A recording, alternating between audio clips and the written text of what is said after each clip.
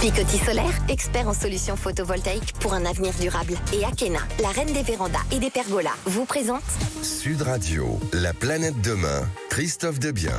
Bonjour et bienvenue sur Sud Radio pour un nouvel épisode de La Planète Demain, la seule émission de radio dédiée à l'écologie positive, optimiste et raisonnée.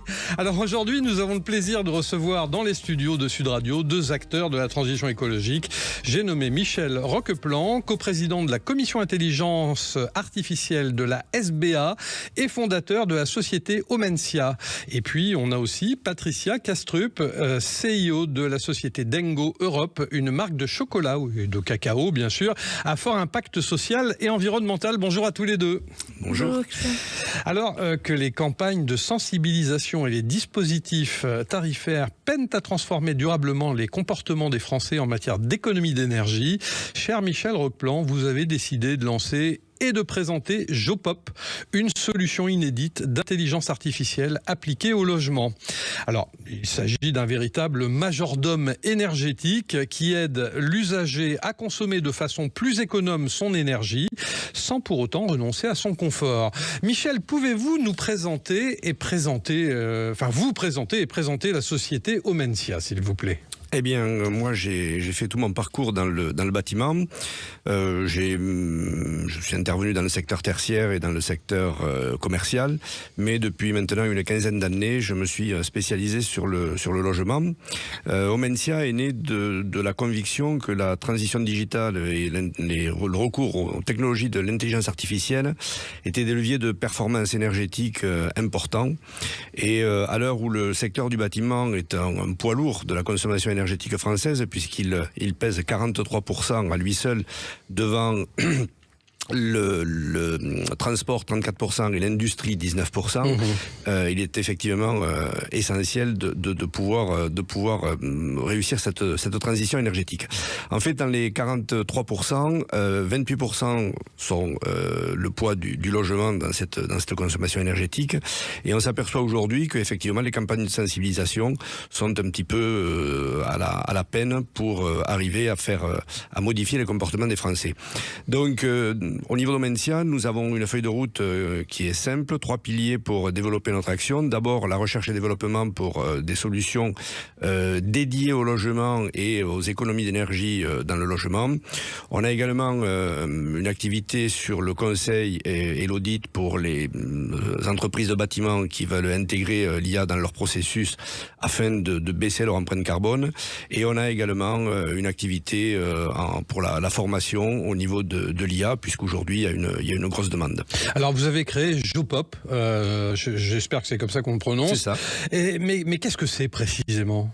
Jopop, c'est un majordome énergétique, donc majordome au sens traditionnel du texte, c'est-à-dire du mot plutôt, c'est-à-dire celui qui, dans un foyer, est là pour faciliter la vie et se charger un petit peu de toutes les tâches ménagères et redondantes. Jopop, lui, ça sera l'énergie, c'est-à-dire qu'il va piloter tous les systèmes du logement qui ont besoin d'énergie pour fonctionner, et donc il va le faire de façon économe.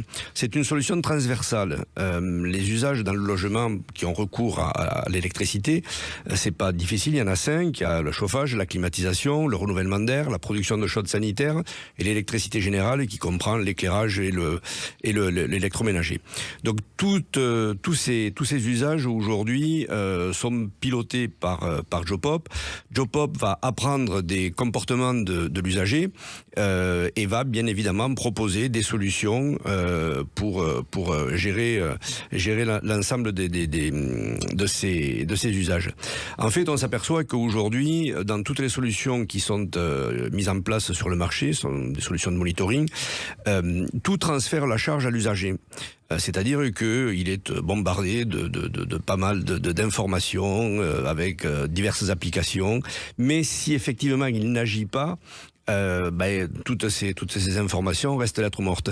Des études ont démontré que les gens se lassent au bout de 6 mois minimum, on commence à avoir une perte d'efficience, et qu'au bout de 12 mois, effectivement, il n'y a plus un usage vraiment important, ce qui fait qu'effectivement, c'est un angle mort pour les économies d'énergie, puisque de toute façon, il est le seul responsable dans son logement de la façon dont il va utiliser Alors, pensez-vous que c'est un moyen de résoudre le problème de l'inefficacité des actions publiques ? C'est un problème, c'est une façon de résoudre le problème de l'inefficacité parce que effectivement, ça va se faire en transparence et ça va lui ôter toute charge mentale. Imaginez une famille qui court entre vie professionnelle, école, vie privée et qui en plus doit gérer son énergie, penser à la planète. C'est une pression qui est souvent contre-productive et qui fait qu'au bout d'un moment, les gens abandonnent. Avec Jopop, l'usager n'aura qu'une seule chose à faire, c'est à s'opposer s'il n'est pas d'accord. Donc aujourd'hui, il a pas mal de solutions de monitoring et il doit faire avec une, avec l'autre. Voilà. Demain, il n'aura plus rien à faire. Jopop agira. Et s'il n'est pas d'accord avec la décision que prend Jopop pour optimiser sa consommation énergétique, il aura juste qu'à s'opposer. À ce moment-là, la consigne sera prise en compte par Jopop et au bout d'un certain temps, sera réinitialisée le lendemain pour recommencer parce que il peut être d'accord un jour et pas l'autre. Alors concrètement, Jopop prend la forme d'un dispositif domestique simple, conçu pour dialoguer avec vos appareils du foyer et piloter les arbitrages énergétiques en arrière-plan. C'est bien cela ? C'est tout à fait ça, avec un objectif d'économie d'énergie de 30% sur la facture globale. Ce qui est énorme. Ce qui est pas mal. On finit des campagnes de tests sur des maisons de témoins à l'INES, à l'Institut National d'énergie solaire, sur la base du CEA au Bourget-du-Lac, où on a obtenu aujourd'hui 24%. Et le premier déploiement sur une famille de bêta-testeurs se fait à Toulouse au mois de janvier. Et quels avantages votre système apporte-t-il en termes de simplicité pour l'usager ? Simplicité totale, il n'a plus à s'occuper de quoi que ce soit, c'est la transparence totale et justement ça évite de faire ce qui est à l'heure actuelle, de le transformer un peu en ingénieur en herbe qui doit analyser ses consommations, penser à baisser ceci ou penser à baisser cela. Les campagnes actuelles, j'éteins, je décale, bon c'est effectivement très bien, mais si vous partez le matin en ayant oublié de programmer la machine à laver le linge ou la vaisselle, voilà. Si là, Jopop agira et saura le faire. Il y a une deuxième type d'économie qui est amenée par Jopop, c'est que aujourd'hui, EDF vient de modifier les tarifs avec on n'a plus les tarifs jour-nuit, on a une modularité des tarifs. Vous avez également des gens qui ont du photovoltaïque et se développent les batteries dans les logements. Donc demain, le logement sera à même de choisir la source d'énergie, soit l'énergie réseau parce que ce sera un moment particulièrement favorable au niveau du tarif horaire, soit l'énergie d'origine photovoltaïque si effectivement les panneaux photovoltaïques produisent, ou bien de la part des batteries s'il y a effectivement des batteries installées, ou même si vous avez une voiture électrique dans votre garage, puisque effectivement aujourd'hui les batteries peuvent restituer de l'électricité sur le réseau. Donc tous ces arbitrages, ce ne sont que des arbitrages financiers. Il ne faut pas penser que l'énergie d'origine photovoltaïque est totalement gratuite. Elle est certes d'origine renouvelable, mais les panneaux photovoltaïques ont un coût, l'entretien a un coût, et donc il y a quand même un coût résiduel qui est à prendre en compte. Pour les batteries, c'est la même chose. Et donc il y aura des arbitrages assez complexes à faire entre le prix de l'énergie réseau, l'électricité qui est dans la batterie. Oui, bien sûr. Et tout ça sera piloté par Jopop et par nos algos. Et comment imaginez-vous le logement intelligent de demain et le rôle des particuliers dans le futur notamment ? Le logement de demain sera un logement communicant et qui va dialoguer et interagir avec l'usager. Avec Jopop, j'irais presque jusqu'à dire que le logement gagne un cerveau. C'est un peu exagéré, mais c'est l'esprit. C'est-à-dire qu'effectivement, le logement va proposer des actions, va agir et l'usager pourra toujours en garantissant son confort, bénéficier d'un confort d'usage et d'un confort de vie supplémentaire. En conclusion, Jopop a été pensé pour accompagner chaque foyer dans ses choix énergétiques, simplifier des décisions quotidiennes et automatiser les actions les plus pertinentes, tel un majordome discret, efficace et facilitant la vie de l'usager. Merci infiniment, cher Michel Roqueplan, coprésident de la commission intelligence artificielle de la SBA et fondateur de la société Omentia qui développe des solutions pour la gestion énergétique des logements. On se retrouve dans un court instant sur Sud Radio, bien entendu, avec nos deux invités et avec Thibaut, notre notre French Trotter national, qui reviendra sur un événement qui s'est tenu en fin d'année dernière. À tout de suite.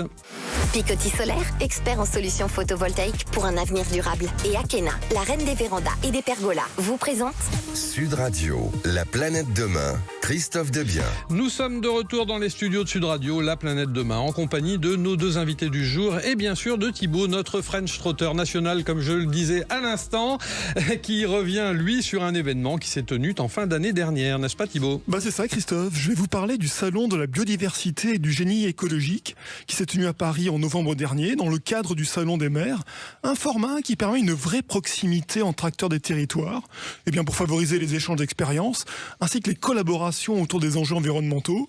Le mot d'ordre de cette année, mettre la nature au cœur de l'adaptation du territoire. Et pour comprendre comment ça se traduit concrètement, j'ai baladé mon micro dans les allées du salon et j'ai d'abord rencontré Claude Roustan, le président de la Fédération nationale de la pêche en France et de la protection du milieu aquatique. Il nous explique comment cette fédération travaille avec les élus pour construire les territoires de demain. Nous travaillons en partenariat avec les élus, tant sur tout ce qui concerne la protection de la biodiversité aquatique, c'est-à-dire les poissons, les milieux aquatiques, mais aussi au titre du développement du loisir pêche et de l'éducation à l'environnement. Comment se passe le dialogue avec les élus ? Est-ce qu'ils sont vraiment ouverts à ces questions-là ? Alors de plus en plus, parce que nous travaillons notamment sur le changement climatique et l'anticipation à la gestion piscicole et la gestion des milieux aquatiques d'une manière générale. Nous sommes très sensibles à ce qui concerne la pollution de l'eau, la qualité de l'eau d'une manière générale. Et nous travaillons en collaboration avec les collectivités locales, où nous mettrons notre ingénierie à disposition, justement pour mettre en œuvre des actions permettant d'anticiper l'avenir. Justement, des exemples d'actions concrètes. Alors, par exemple, sur la thermie, nous équipons nos fédérations et nos associations agréées de sondes qui permettent de mesurer la température et l'évolution de la température du cours d'eau. Voilà, une action, et nous le faisons notamment en collaboration avec les collectivités locales. Alors je rencontre des élus évidemment qui sont présents à ce salon. Alain Gouget, maire de Saint-Chel, commune du Lot. Alors est-ce que la biodiversité est au cœur de vos préoccupations ? Oui, on est un territoire qui est très très naturel, on essaie de protéger la biodiversité, on est sur un pôle de pleine nature, on a une partie du territoire qui est aussi dans un parc régional naturel, donc oui, ça compte beaucoup, oui, effectivement. Et puis on a des agriculteurs, ils essaient de protéger leur territoire pour pouvoir cultiver des choses proprement. Oui, c'est important. Qu'est-ce que vous attendez de ce salon ? Découvrir des entreprises qui permettent d'apporter quelque chose aux différentes municipalités qui sont concernées par le problème écologique, oui. Toujours sur le salon de la biodiversité, et je découvre une belle entreprise qui s'appelle Grainet. Je suis avec son fondateur, qui est Gauthier Chevalier. Alors Grainet, qu'est-ce que c'est ? Grainet, c'est une jeune pousse qui fabrique des petites capsules végétales qui renferment une grosse dizaine de graines de fleurs sauvages. Et l'idée, c'est de poser la capsule à la surface du sol, il n'y a pas besoin de planter. En arrosant bien au départ, ça donne des fleurs qui nourrissent les abeilles et les papillons. Pour participer de cette manière à la biodiversité ? Oui, c'est ça, c'est de rendre accessible un geste qui est hyper simple d'utilisation pour faire un geste pour la biodiversité. Ouais. Comment est née l'idée ? Alors, l'idée de l'enrobage des graines, ça existe depuis l'Antiquité. Nous, on a repris l'idée des bombes à graines qui sont très utilisées dans la reforestation, post-incendie ou choses comme ça, sur le concept plutôt des fleurs sauvages qui sont en déclin et une des causes de la disparition des insectes pollinisateurs en France. En quoi votre proposition peut intéresser les collectivités ? Nous, en fait, on propose une alternative aux objets publicitaires, aux cadeaux municipaux. Donc, typiquement, là, je propose ça en particulier pour les vœux. Au lieu de distribuer des stylos en plastique et des porte-clés chinois qui arrivent par avion, on propose des petits formats qui sont fabriqués dans nos ateliers en ESAT, donc qui réinsèrent des personnes en situation de handicap par le travail. Comment réagissent les personnes qui visitent ce salon, les élus notamment ? C'est un produit qui sort de l'ordinaire, ça s'inscrit dans la durée. Il y a des gens qui ont des besoins à très court terme là pour les vœux, il y a des gens qui ont des besoins sur le printemps avec des écoles, pour des journées de nature, etc. Donc voilà. C'est une belle idée, une belle solution. On rappelle, Grainet, il y a un site internet ? Oui, grainet.com. Merci infiniment, cher Thibaut. Un salon essentiel à l'heure où les villes se représentent autour du bien-être et de la nature. On aura l'occasion d'y revenir. On se retrouve la semaine prochaine à la même heure pour une nouvelle découverte écologique et surtout positive. En attendant, vous êtes toujours sur Sud Radio dans l'émission La Planète Demain et nous avons le plaisir d'y accueillir Patricia Kastrup. Alors j'espère que je prononce bien. Ouais, très bien. Bon, CEO de la société Dengo Europe, une marque de chocolat et de cacao à impact social et environnemental qui a pour ambition de nous rassembler dans un monde généreux et équitable. Bonjour Patricia. Bonjour Christophe. Alors, dès sa création, Dengo s'est donné comme mission de proposer un chocolat brésilien équitable, durable et sain et s'est consacré à transformer le monde du cacao, de la forêt jusqu'au produit fini. Mais comment vous est venue l'idée de vous lancer dans cette belle aventure ? Bon, avant tout, je voudrais dire que mon français vient du sud du Brésil, donc je m'excuse déjà mon accent. Ne vous excusez pas, c'est charmant. Il a des difficultés de compréhension. Donc, Dengo, en fait, elle est née de besoin d'aider les petits et moyens producteurs à Bahia, qui sont producteurs de cacao, et de montrer au monde que nous avons des fèves de haute qualité et aussi une grande, énorme biodiversité de fruits et de noix. Donc, la mélange entre cacao et notre biodiversité, c'est l'idée principale. Donc, notre vision est de transformer le monde du chocolat, protégeant la nature, respectant les producteurs sans compromettre les goûts de chocolat. Donc votre vision est bien née d'une ambition de transformation sociale et environnementale, c'est bien ça ? Exactement. Nous voulons créer un pont entre ceux qui produisent, les produits, qui cultivent les produits et qui consomment. Donc, on invite tous notre consommateurs à nous accompagner dans ce parcours. Alors, j'ai vu que vous aviez obtenu la certification B Corp dès votre création, d'ailleurs. Ouais. Qu'est-ce que cela vous apporte et qu'est-ce que cela implique au quotidien pour Dengo ? Bon, en fait, c'est un label indépendant, un des plus exigeants du monde. On avait renouvelé en 2022 et pris en compte en performance sociale et environnementale. Donc, on doit toujours être engagé en transparence et aussi en gouvernance. Donc, l'impact positif sur notre employés, sur notre producteur et aussi avec notre client. Donc, toujours évoluer avec notre packaging, notre produit, nos sans arômes. Donc, il y a plein de choses on continue à travailler ça. Alors, vous évoquez dans votre promesse commerciale un modèle de chocolat fermier. Ouais. Est-ce que vous pouvez nous apporter plus de détails et de précisions à ce sujet ? D'accord. Donc, les chocolats fermiers, c'est un chocolat qu'on dit que c'est au-delà de les bean to bar, non? Donc, c'est un chocolat qui cultive, qui transforme, s'emballe au Brésil. 100% de notre produit en circuit court, qui fait la production de fèves au produit final.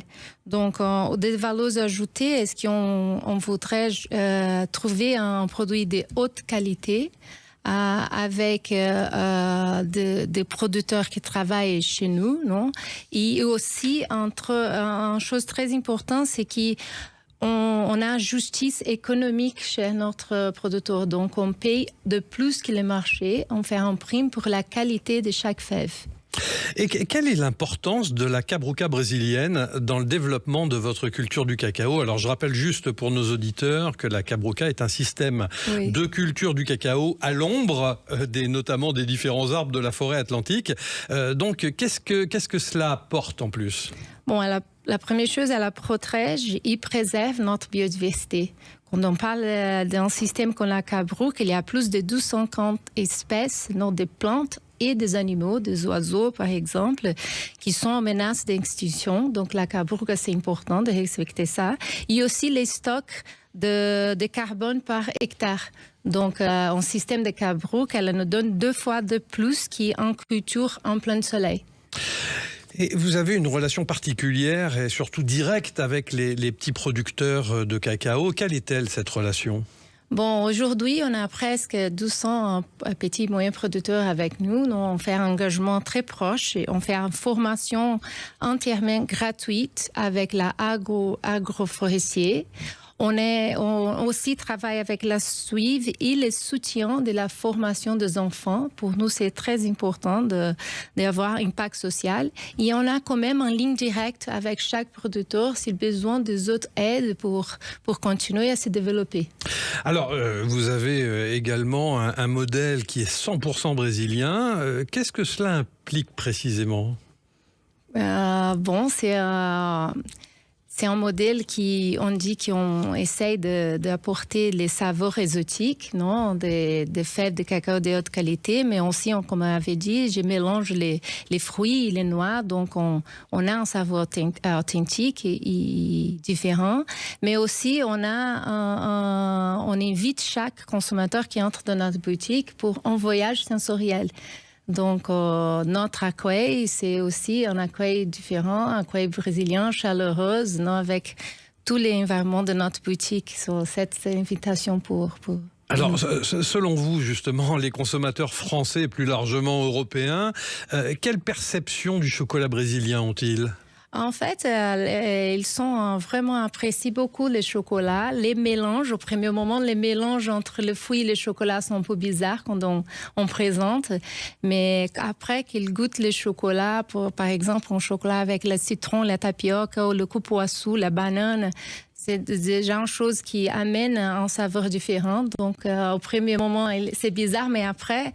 Ils tombent amoureux de nous. Qu'est-ce que vous envisagez de faire dans l'avenir ? L'avenir. Oui. D'accord. Bon, on a quand même des défis grands pour l'avenir. On continue parfois, on travaille avec les packaging 100% recyclables, mais on a un début d'avoir 0% de plastique dans notre packaging. Aujourd'hui, on est à 7%. On a toujours d'augmenter notre communauté de fournisseurs, de producteurs de cacao, qui c'est très important, et aussi de promouvoir la vente en vrac. Donc, moi, de packaging et continuer à préserver un peu la nature. Merci, chère Patricia Kastrup, beaucoup. CEO de Dengo Europe, une marque de cacao à impact social et environnemental qui a pour ambition de nous rassembler dans un monde généreux et équitable, mais aussi de protéger la nature et d'encourager les pratiques agroforestières durables. Je vous souhaite à tous et toutes une belle et fin de week-end et vous laisse avec Alain Marty pour Invino, l'émission à écouter sans modération. Et nous, on se retrouve évidemment sur Sud Radio à 12h30 dimanche prochain pour un nouvel épisode de La Planète Demain et chaque matin du lundi au jeudi à 7h35 sur Sud Radio pour la Minute Planète. En attendant, rendez-vous en images sur www.laplanetedemain.plus. À très vite. Akena, expert en carport et pergola solaire pour des économies et un avenir durable. Et Picoty Solaire pour que l'avenir s'éclaire avec des choix durables. Vous ont présenté Sud Radio, La Planète Demain, Christophe Debien.